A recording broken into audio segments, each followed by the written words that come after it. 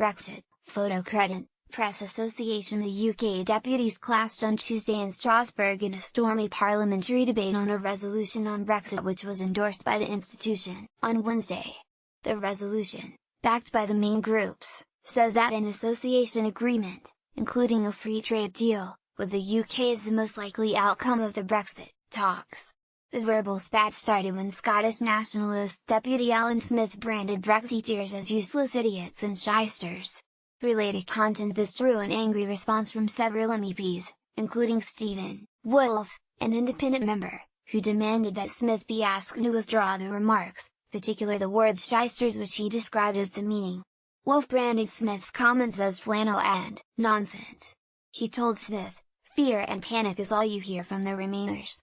The resolution, backed by most mainstream groups, was, he said, another attempt to undermine the UK. No one voted to make themselves poorer.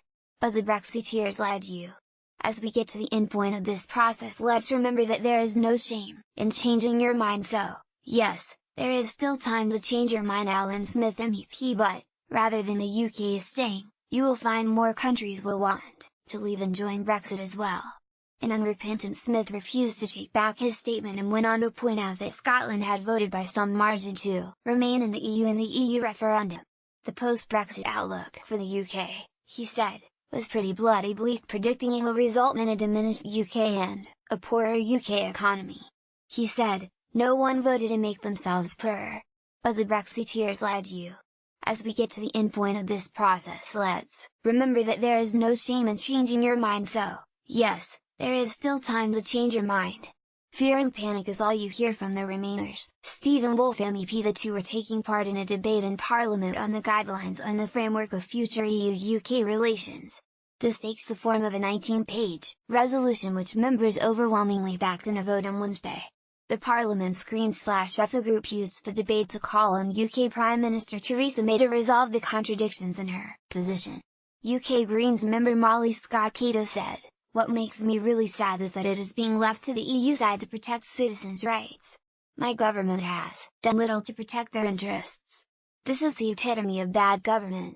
More comment came from UK Socialist Richard Corbett, who said the resolution, which insists on Parliament's red lines, citizens' rights, the divorce bill and the Irish border, being met, should not come as a surprise to UK government.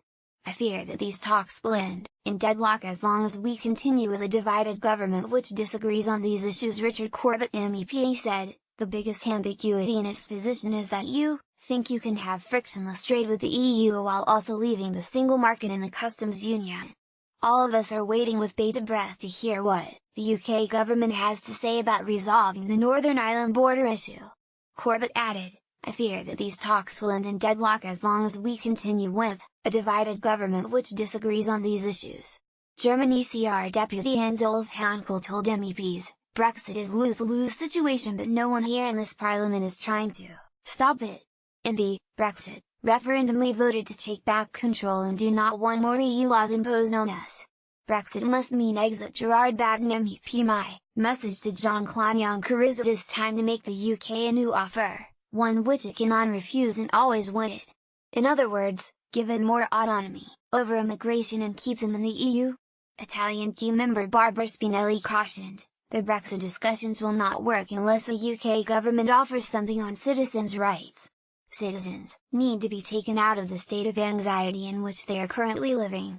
Danuta Hubner, a senior EPP group member from Poland, said, "It should be clear that the UK withdrawal is not a one-off event. It is a lengthy process with far-reaching consequences for many people. But remember that Parliament must provide consent at the end of this process. Clock has not stopped ticking, so there is still time for the UK to rethink its red lines.